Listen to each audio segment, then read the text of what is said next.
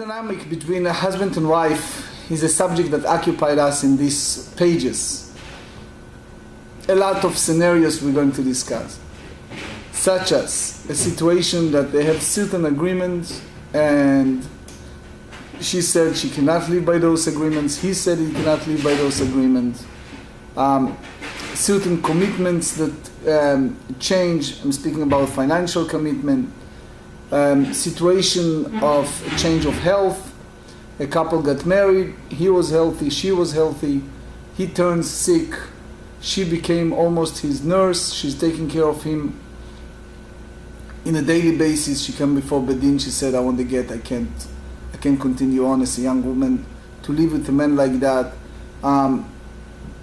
Situation of changing in the life of marriage is a main subject we're going to discuss today. I would like to start with the story of Rabbi Yochanan and Ilfa. This is basically a repetition of a story that we study on Tractate Ta'anit, page 21. It's a story about two Torah scholars that totally immerse themselves in the study of Torah every day and night. But because of the financial obligations, the family situation, etc., they felt that they need to go out and do some business. So let's read it. We are six lines from the bottom of page 69b. Ilfa is the name of a high level of erudition, a sage. Tala nafshe bi'iskarya demakhuta. He went and he stood on the top of the sail. It's like a sailing boat. He stood at the top of that. So the Gemara over there in Ta'anit said that he and Rabbi Yochanan felt that they have to go out and do some business. So again, we try to be as literal as we can, but Rabbi Yochanan heard the ministering angels that said that one of them is destined to be the head of the community, and he understands that it's applied to him. So Rabbi Yochanan returned to study Torah even in a state of poverty. Ilfa continued his way, and then when Ilfa returned, he realized that they appointed Rabbi Yochanan to be the head of the yeshiva, and they said to him, if you are around, you will be the head of the yeshiva. So Ilfa wants to prove a point that even he went for to do marching, he still did not forget his studies. So he stood up and he went up at the top of the sail, and he said, Amar Ika de Ate, de Amar li Milta de Vei Rabbi Chia Rabbi Yoshoya, velo Pashtina le Matniti nefila miiskar de Vetavana. He said, if someone will come to me and ask me for quotation or reconciliation or support from the Mishnah, Rashi used the term Gamir Tfei, that he study even more, better. In my book on Rashi,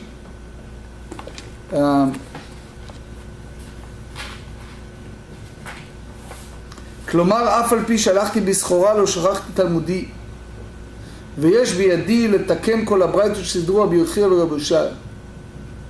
So the big question, Rashi, have a problem. Why you need to stand and climb and hold at that top of Iskira?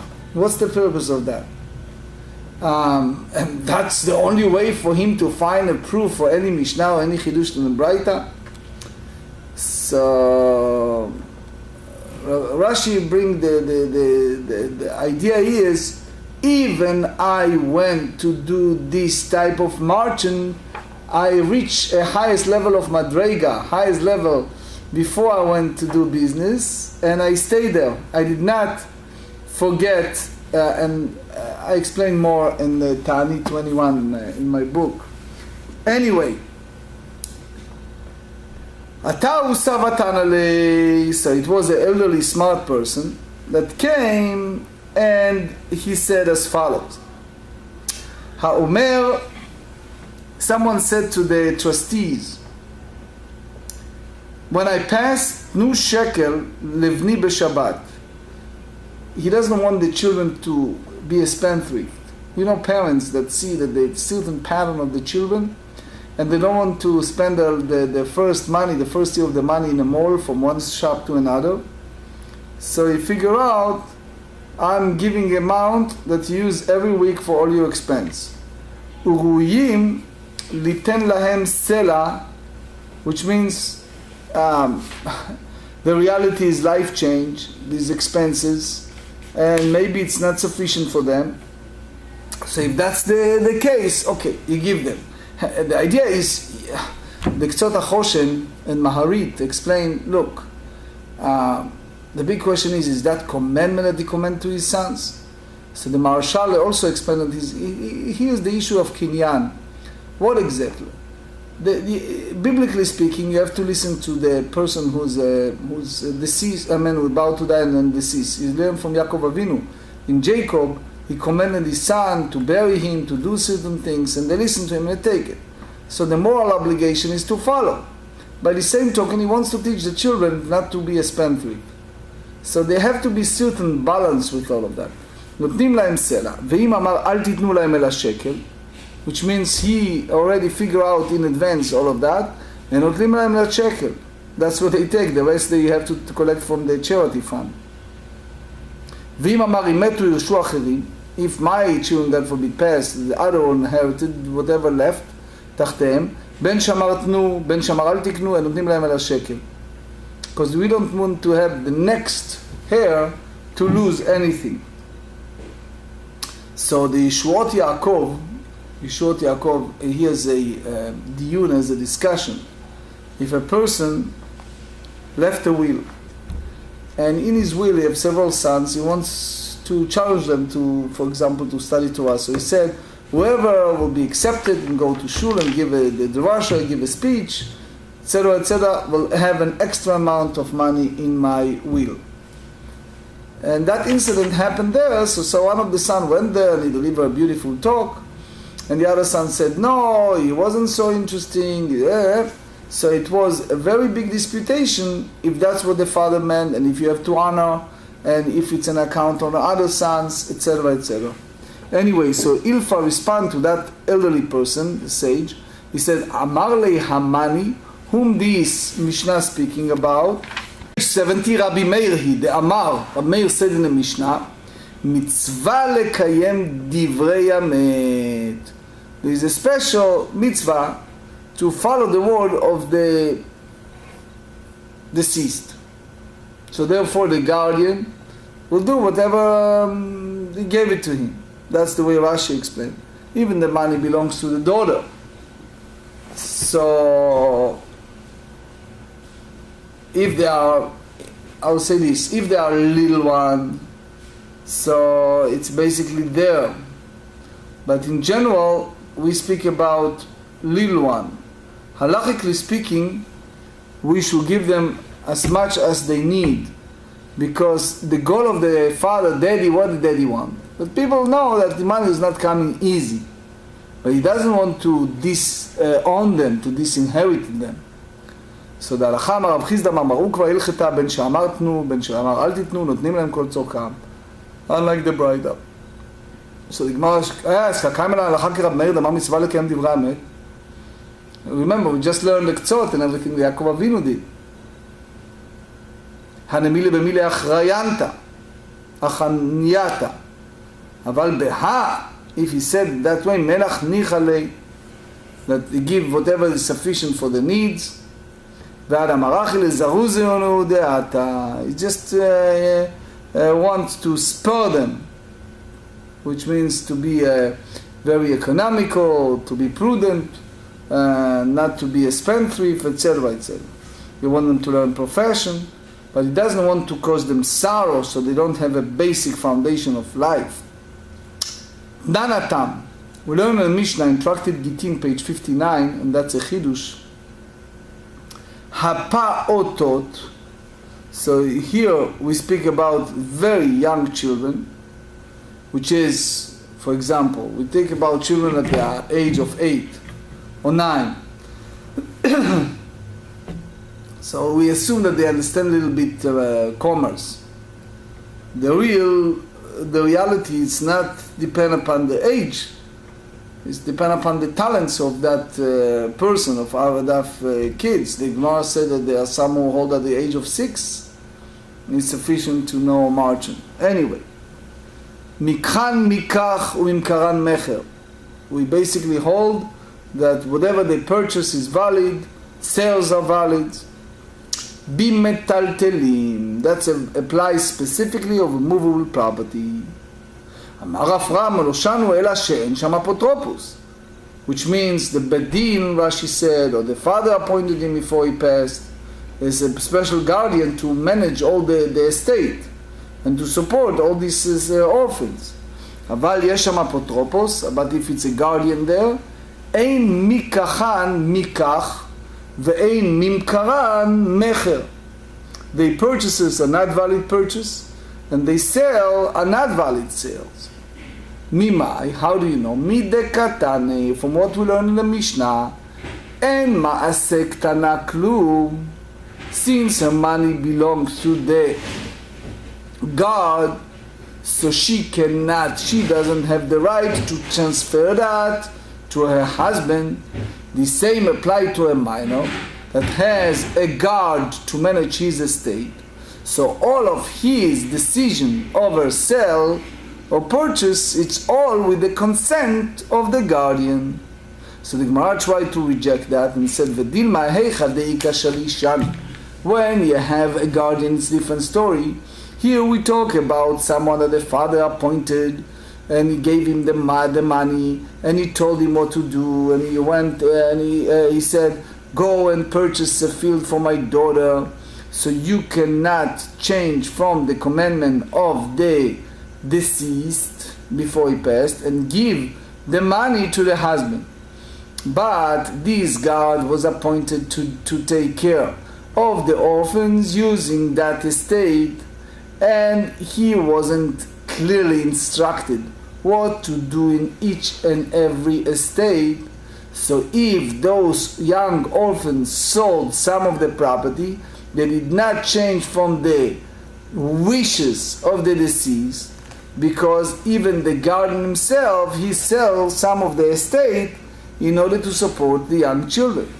So here you do not have any more the proof from the Mishnah, because even you have a labor of a young man that was guard was saved by the guardian, which means even you have a guardian, but still, as far as the margin, you may consider a minor as sufficient entity to do transactions as a merchant. So the Gemara said in Cain, if this statement in a Mishnah applies to the guardian, and because he commanded the father to purchase a field or something with that money, litnei aval biktana ya'aseh shalish ma shehu shlash beyado. So he need the minor, the trustees should do what he wish, what he instructed. So basically what you see, the little girl, minor, she cannot do whatever she wish with the money. And the whole reason that she cannot use that money, it's because you have a guardian to do it. So they said, "My en ma'aseh ktana klum." What do you say? What do you mean by say that the act of the minor is meaningless? Shma mina afilu be'alma. Even in a case of administrator who has no specific instructions, right? The minor under his jurisdiction cannot buy or sell. So the minor, his mekach or mikar, his transition is not considering a mecher. And ma'aseh ktana klum shma mina afilu be'alma adran lach metziat ha'isha.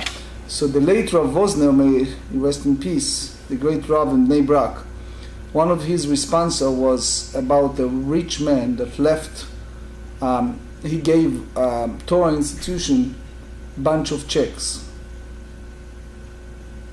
I think it was like 10 checks of $50,000 each. And the man passed away. Now, the problem is that the son went to Rav Wosner on the other side. He doesn't want to, he feels that the father gave too much. They have the money in the bank, but he doesn't want to honor all those checks. So the big question is, by halacha, the children of the deceased, since they are the heir, the inheritors, they deserve to get the same, meaning to distribute or to honor all those checks or all those money. So Rav Wosner asked a question: do you treat a check as a cash or not? So in short, what he come, and just give you the abbreviation, he come to several points. He said, number one, you have to check if this is a vow of the father, if this is a matter of vow that he commit himself. So he said, if you have a checks that you didn't collect it yet, and the date is still at the time that the father was alive, even he was sick, etc., so you can exercise and use those checks. But he says the future checks, the sons have the right, if he doesn't wish to cancel the checks if they wish to, because they basically have the transferring of the estate. But the poskim said in very general that if someone said, as we said, acharecha leploni, so you cannot add, because you cannot reduce something from the hair, you cannot take away something from the yoshim. The issue is in a way you treated by halacha the parents, the father, the sons as a separate entity. And the life show it. Sometimes you have a very generous father and the children are different. So therefore, when it's come to inheritance, they inherited and they make their own choices. Perek Shvi'i, next Mishnah, the 7th Perek, the dealing with a vow that bring a ground for the divorce. For example, a husband prohibits his wife to do certain things involved with humiliation, with degradations, so he needs to divorce her. Tosfot explain, for example, he dir milatet la mezonot. He make a decision that he is no longer going to give her the support or driving benefit from it. Amadir et ishto melehenot lo ad 30 yom yamid parnas. So he put a steward up to 30 days that he is in charge. So he fulfilled the idea of biblical obligation to support her. Yater miken, if it's exceeded more than 30 days, yotzi v'yitan Ketubah. You need to give her a get, and it's over. Rabbi Ila disputed, says, Bei Israel, which is a regular fellow Jew that is not a Kohen. So if he divorced her, he can have his divorcee return chodesh echad. So Tosfot said that you impose on him to give the Ketubah, but there are Rishonim that said that you cannot impose on him, you can only convince him. Yekayem u'shnayim yotzi v'yitan Ketubah. Bekohen, right, that if he divorced her, Kohen cannot return his divorcee, and maybe he regret it. Shnayim yekayem, 2 months, yes, he can have the steward. Ushlosha yotzi v'yitan Ketubah. So nowadays, if a person wants to divorce, and if he say hadara b'maaseh adav, if it's exceeded more than 30 days, you need to do it. Yotzi v'yitan Ketubah. You have all issue of cherem d'Rabbeinu Gershom and Ashkenazim. Anyway, המדיר את אשתו שלא תיתום אחד מכל הפירות. Certain produce, he said that she is not be attached to this fruit. יוציא וייתן כתובה. Again, forget it. Let him give a divorce and כתובה over. רבי אומר בישראל יום אחד יקיים 2, יוציא וייתן כתובה. ובכהן, again, same story, cannot return, 2 יקיים 3, יוציא וייתן כתובה. So there's a discussion among the early sages how a person can לאסור דבר שאינו שלו, how a person can prohibit something that is not his. So the rabbi said, either he said, okay, we don't going to have cohabitations if you're going to eat this. For example, I had guava, not me, but let's say, if you're going to eat guava you say? Guava, yeah. Guava, if you eat guava, I'm not going to have relation with you. Right? Or if she commit herself not to eat guava, right? And he is basically kiyem aneder, he acquiesce. So he's basically prohibit her to do it. He said, שניים מקיים, 3 יוציא וייתן כתובה. The third, כדי שמדיר את אשתו שלא תקשט באחד המינים, So if he said that certain perfume, I don't want to have, what is name those perfume? Azaru, whatever, Georgie, whatever his name. Right, Fifth Avenue, right, Polo, whatever. Yep. He says, I don't want you to use that. It's disgusting, I don't like it. Right? יוציא ויתן כתובה. רבי יוסי אומר, בעניות, שלא נתן קצבה, if they are poor, they don't use so much cosmetics, so he stand make a vow, not time, but if he put a time frame, he cannot divorce her until that time pass. ובעשירות, if they're wealthy, 30 יום, 30 days. So basically, when it's come to mezonot, if it's 1 month, so you have this matter of get. But if it's come to tashmish, so he need to divorce immediately, because tashmish is more essential. When it's come to marriage, it's different story. So anyway, וכיוון דמשועבד לה, איך מצא מדיר לו? The Gemara asked a simple question. He said, guess what? Since you have here an obligation, the husband is obligated to support her. So how he can make this type of pronunciation of vow to her? So he said, כל כבני דמפקא לשיבודה והתנא, this is famous Mishna in Nedarim 85, כונם שני עושה לפיך, אינו צריך להפר נדר. She said, I'm not going to do according to whatever I produce is not going to, you're not going to have benefits. It's not, because it's his. So the same here, because rabbinic law, Baal Zakai, the husband is entitled. That's what we learn in Mishna in 46. So that's it. So the Machne Ephraim have a discussion over this. He said a simple question. A person is obligated to mitzvah of matzah, of tefillin, of sukkah, of abat aminim. Certain mitzvah the person is obligated. So if a person make a vow, I'm not going to eat matzah, or this specific matzah prohibited upon me. The same here. A person prohibited his wife to derive benefit from his money. The reality is that money is basically her, because he subjugated that money to her. So he cannot prohibit his estate toward her. The Minchat Yitzchak, the Dayan Weiss, may rest in peace, is a horrible story about the group of Jews that left from Hungary to Austria. And they are so petrified over World War II, they reach Austria. And suddenly it was noise and things. They mix up and they thought that they are still in Hungary, and they're afraid they're going to chase them, to cut them, and to put them, in a death camp. So wife make a serious commitment. She says, all my jewelry, everything I have, if Hashem save me, all going to tzedakah. 10 minutes later, it turned that it was all mistakes. They are in a peaceful place in Austria, and nothing bad will happen to them, and it's over. The husband came in and says, Meifer neder, I annul your vow.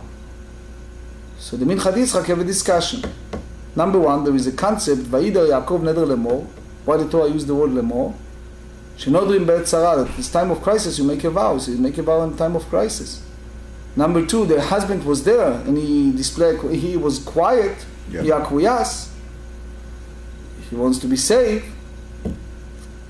So eventually Dayan Weiss tried to say that you find a way to matir neder, to allow them, because they are so poor, they don't have other assets. And he tried to say that the money that you have is shiabu, they have anyway, in some way you can have a petach for that neder. Anyway, אלא משתוך שיכול לומר להציא מעשה ידך במזונותייך, what the sages put some type of deal. Look, I need to support you, and you need to give me the income you make. So you know what? We can make a deal. I don't support you, you don't give me your income, right? So you can go both ways. Page 70b, נעשה כאומר להציא מעשה ידך במזונותייך. It's like he said, well, take your earning and lead to your food, which means that's the Rashi said, and Shtam Kubetz explained, because a person doesn't make a pronunciation then, it means that he meant it. Remember that? She says, I don't want to get anything from you, and I don't make anything for you. So that's basically what we study in Nedarim 85. כונם שאני עושה לפיך, מה אינו צריך להפר? לימה מתוך שיכול אמר נוזן וניוסה, נעשה, כי מי שאומר לפני נוזן וניוסה, אלא תימה נעשה, אלא באומר להצאים מעשה ידך במזונותייך. So יחד פרנס לעמלי. So I need a stool to support her. Why the Mishnah said it? Because according to the Mishnah, this stool is not his shaliach, is not his emissary. So the Gemara says, לא ספקה. It's not sufficient. אם היא לא ספקה, עד יקרו של דוכתי, so you go back. המרבה שמספק לדברים גדולים, מספק לדברים קטנים. You know what? There is a big expense like wine, like meat. They have a small expense. They like to buy sweet stuff. They like to buy small things. So that's a different story. It's a famous story about Rav Meir Shapira Lublin, the one who instituted Daf Yomi. So he went to collect money. The guy opened the door and threw him some coins. So he said, I'm not a pregnant woman. So the guy said, what do you mean? He says, you let me in, I'll tell you.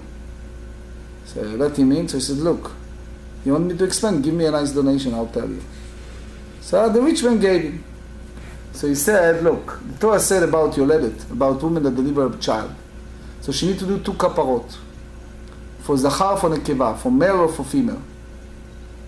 So he said, if you give me just some coin, so sometimes you say, okay, the money is kapara, but I'll take it in honor of the Torah. But sometimes you have neither one, like myself. I'm willing to put myself down if at least you give me some money, but if you don't give me anything, and you also denigrate, so as like I'm a pregnant woman, I need to give for both, for male and for female, double. So I don't have neither kesef nor kavod, neither one. הנדורים קטנים יחידה מאידר גילה בו הרגילה בו, ובילו לא רגילה בו פנס למה לי, לא צריכה דרגילה בבת נשע וכמיגל גבה די. So again, so in general, we have a klal, we have a rule, principle, that women go with the husband, the wife goes with the husband high, not low. She came from a rich family, she gets used to certain conveniences, he needs to meet her needs. In the same way, if he is rich, he needs to meet his past lifestyle, and she go up with his level. That's the Even HaEzer 70. So that's the idea. When the husband said, if he disregarded her with support, that's never fulfilled. If she make enough living in her, he doesn't need to give the small things. So Tosfot said that chalot neder, that fulfillment of the vow, the whole idea of the stut, the parnas, is for the small things. So up to this point we ate together, Rabbi Yochanan will explain. Now you forbid me to enjoy. לא מצאים דרגל בעדך. ומה ישנה? עד 30 יום, עד 30 לא שם באישה ולא זילה בניתה. שם באישה וזילה בניתה. Now it's publicized, it's promulgated, everybody knows about it. It's a big embarrassment for her. Rashba explained that she looked at all of her friends, they looked down at her because the husband is not honoring her, etc. It's all the story happened after engagement. So it's not the time that he has the obligation, he's not married yet. They reached the time of the commitment for marriage, remember we studied in 57, so if he reached the time he's not fulfilled his obligation to marry, so they can start eating from his. If he's a Kohen and she's a Israel, she can use Duma. ומה ישנה 30 יום? עד 30 יום שליח שליחותי יתפה לו, יתפה לו שליח שלו דסו. The Rashba explained that you can depend on the steward up to 30 days. Then he will do a lousy job after that. He will not fulfill the way. So therefore, you cannot any longer use the steward more than 30 days, and you need to give her the money of the Ketubah, and that's it. Another option, which means that he prohibited her to derive any benefit from his when they engaged, when he said, and then she married. He said, so she gets. So Rashi said that the Shi'abud is the Rabbanon, is rabbinic. The Neder is a biblical. Tosfot disagree with Rashi. Tosfot said that the Chiyuv Mezonot, the obligation of Mezonot support is the Rabbanon. And he prohibited from derived benefit from his before the 1 year passed from the time that he committed himself. Oh, that's so typical. Originally speaking, she committed herself to be a superstar. Then she realized that she cannot maintain this style of life, this stress, that she cannot get support. She said, I can no longer live like that. My commitment, I thought I'll be able to follow, and I'm not. So when she married to someone who has some blemish, who some difficult, for example, you have hair, you have mukeshchir, you have all kind of diseases. So even she know that, she can ask him to divorce her because you're enforcing to divorce her. You can speak about support. You have to say that the way that we have suggested originally, if one of the two earlier approaches to our Mishnah, and that's the way the Maharam Shif explained to us. Now the truth is a story about the Chibina Rav, that one young girl wants to marry to a criminal. And the parents objected very strongly. So he started talking to her, said, look, if you want to do it as an act of chesed, you want him to make teshuva, that's gemach, that's a different story. So hopefully she understood that. There's also a story about Moshe Weisblum, Zecher Tzad Livracha. So his wife came to his court, to his response, and she says, look, when he got married, he was well-to-do. The person is very healthy and everything was fine. Now all of a sudden he's sick. I'm a nurse, I'm a young woman, I have no life, I have to take care of him day and night.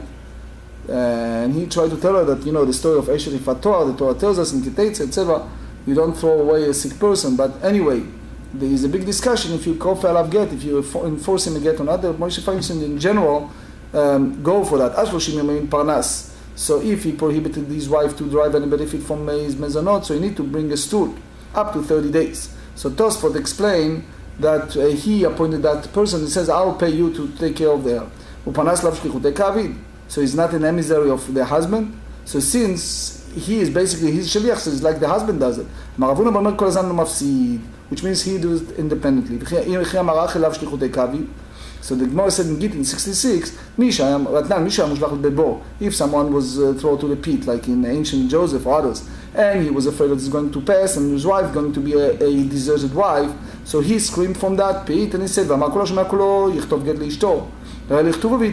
so someone passed by this pit, and he hear that, so they can write a get for that.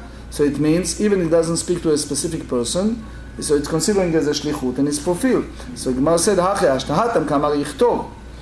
מי כאמר יזון, כל הזן כאמר, anyone. ואומר רבה מבדליקה, התירו לומר כל המחבה אינו מפסיד. So you have here the idea of Amir al-Nochri. So the rabbi said that you cannot tell a non-Jew to do work for you because it's basically like shlichut. Avnei Nezer explained it in Orach Chaim 43. You see it also in Shulchan Aruch Harav, Balatanya, in Orach Chaim Resh Mem Gimel. You deal with the whole idea of Amir al-Nochri. So Amir al-Nochri Shvut, so basically is rabbinic. But you still, when you tell a non-Jew to do work for you, is the same as you doing it in so many ways. So anyway, so he said, Bidlei ka lemute ma'ila lemute ka gavna. You have a fire. So he said, Lo, lemute isha l'surah b'Shabbat. So Moshe Weisblum have a Pri Megadim. You bring the Pri Megadim that said, you have a dark, very dark Friday night in Shabbos. Your home is dark like crazy. You see a non-Jew. So in those days, those years, they used to do it. Nowadays, those days they are part of household. They live there. So it's different. They turn on the light. But today, if you ask them, it's like they do it the same as you're doing it. So you can say, I need something from that cupboard. And they understand by themselves that they need to turn on the light. So there's a big discussion. Moshe Weisblum have a discussion how far you go by the Amir al-Nochri Shvut. Anyway, Mativ Rabba, Modar Na'am Chavero, there's Gemara in Nedorim 43. Velo ma yochal, his friend have compassion and have nothing to feed. ילך אצל חבני הרגיל, so אמר לו איש פה מודר נעם ממני ונדע מה יעשה לו, he go to the grocery store and he said, this person prohibited to derive benefit from me, so implying directly, הוא נותן לי, הוא בא ונותן מזה. So Tosfot would explain that the grocery owner, grocery store cannot declare a claim, because that's implication is not considering a cash, but if he wish, he can pay for that. So Rabbi derived from this Mishnah, הכי הוא דשרי, אבל כל הזמן ולא מפסיד לו. So he said, לא מבעיה כאמר, לא מבעיה כל הזמן ולא מפסיד לו, מה כאמר, אבל אחא, כמד הרגיל לסלו וכעז לי, אמר לי, כמד אמר לי זיל עבר קריאת. So this is basically the same as he said that you give him food, and he said, make me as an agent. So Kamash Melan, so therefore the Mishnah need to inform us that even all of that is permissible, and therefore the grocery owner is not considering he is emissary and he can do it. Gufa mudar anam chavero, if someone he prohibited the vow benefit from his another fellow, veno ma yochal is such a situation that is the property stricken. הולך אצל חבני הרגיל לסור אומר לו יש לו למדע נעם many saying, ונדע מה יעשה לו, נותן לו ונותן מזה, ביתו לבנות. The same apply to building a house, גדרו לגדור, building a fence. ויסדר לקצור and cut his field. הולך אצל פועלים רגילים אצלו, he goes by those employees that work for him, ואומר להם, יש פועלים מוגדרנה ממני ואני יודע מה יעשה לו, that person is prohibited the right benefit for me and I don't know what to do for him, הם עושים עמו, the employee do work for that person who's מוגדרנה, meaning that they build a house or build a fence or cut the field for him, ובאים ונותנים שכרה מזה, if they wish to, they can go collect the money from the other guy. היו מלכים בדרך בינו מה יאכל, they're walking in a path and they have nothing to eat, which means the one who commit himself not derive any benefit, he have no food, and the friend wants to give him in a permissible way, נותן לאחר, give the third person, לשום מתנה, give the third person as a gift. ועלה נוטל ואוכל מותר, so he's give it to him. ואם אין שם אחר, if there's no third person, מניח על גבי הסלע או גבי הגדר ואומר, הרי הם מופכים כל מי שיחפוץ. He give him a hefker, you know, he make an annulment, and he put it on that stone, and says it's free, ועלה נוטל ואוכל מותר. ורבי יוסי עושה, רבי יוסי said, you cannot circumvent the system, because the Rosh and the Ran explained, that Rabbi Yossi even disputed the previous rules, and he prohibited to have any derivative from that food, even as a gift, because he feels that is in a way you're circumventing the system. You make a vow, it's a vow. Amar Rav Ila Rabbi Yossi. What's the reason Rabbi Yossi hold that way? He says Gzera Mishum is decree because of what? Is a Maaseh Beit Choron. So the Gemara said, that's in 71, just the top of the page. His incident was in a Mishna in the Dorim 48 about a fellow in Beit Choron that father was make this vow that Mudarana, and he wants to invite his father to the wedding feast, and the son said, this yard and this meal is a gift for you, so my father can come. So they want to receive it. Okay, if it's me and mine, I give it to a Hekdesh. So Beit HaMikdash. So says, no, I didn't give it to you give it to Beit HaMikdash. I give it to you in order to my father. So the Mishnah said any gift that the person sanctified. So it's not considering a gift. Why? Because within his statement he is not agreed that his fellow can sanctify this meal. So it wasn't a full kinyan. It's not a full matter of acquisition. So he the only thing he did, which called ha'arama l'isur haneder, he did it as circumventing the vow. It's not total gift. So therefore, the Ran explained the Dorim that the father cannot derive any benefit from that and he cannot eat from that meal.